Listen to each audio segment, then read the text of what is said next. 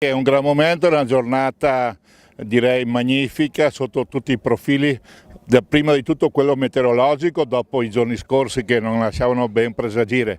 Siamo alla presenza di un vastissimo cantiere di lavoro perché stiamo operando su 10 comuni e 24 cantieri, 1200 circa i volontari che sono all'opera fin dalle prime ore di stamattina dopo l'alzabandiera.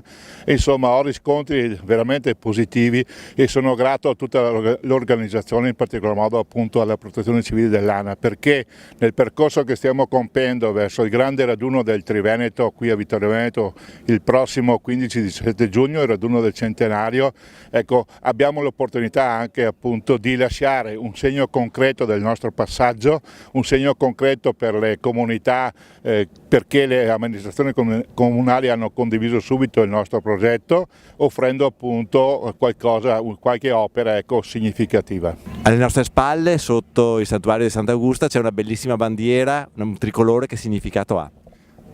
Questo ha un grande significato per noi, per l'alpinità. Siamo il segno della nostra patria, della nostra italianità. Noi riproponiamo i valori degli alpini, la solidarietà, la condivisione, ma soprattutto anche ricordiamo la storia di coloro che ci hanno dato la dignità di popolo, di nazione, cioè nell'anno del centenario ricordiamo anche la grande perdita di vite umane che c'è stata e quindi facciamo memoria e facciamo storia. Il tricolore sta appunto a richiamarci questi grandi valori, è un tricolore immenso perché è di 300 metri quadrati, steso su una parete rocciosa verticale a cura del reparto roccia della Protezione Civile, rocciatori che si sono addestrati per questo, e vuole essere anche un richiamo forte, ecco, a questo senso di appartenenza. La nostra Protezione Civile, che è la parte, diciamo, tecnica dell'Associazione Nazionale Alpini, è il braccio forte di questa nostra grande associazione. Una grande famiglia, quanti siete in tutto?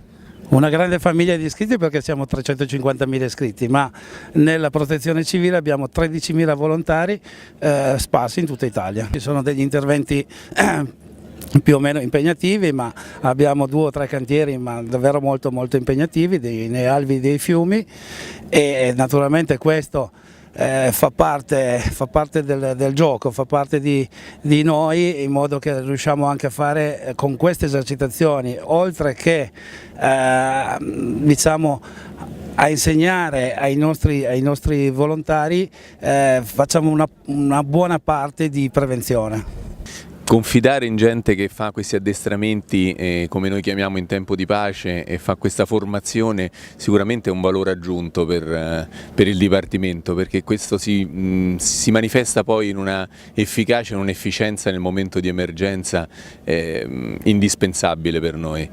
Sicuramente queste formazioni che vengono fatte, questi addestramenti, queste esercitazioni hanno non solo un'efficacia ma anche un'efficienza sia nella parte diciamo della tempistica, anche arrivare qualche minuto prima, ore prima in una catastrofe sicuramente può creare una situazione di vantaggio, aiutare persone che o sono state diciamo in una catastrofe insomma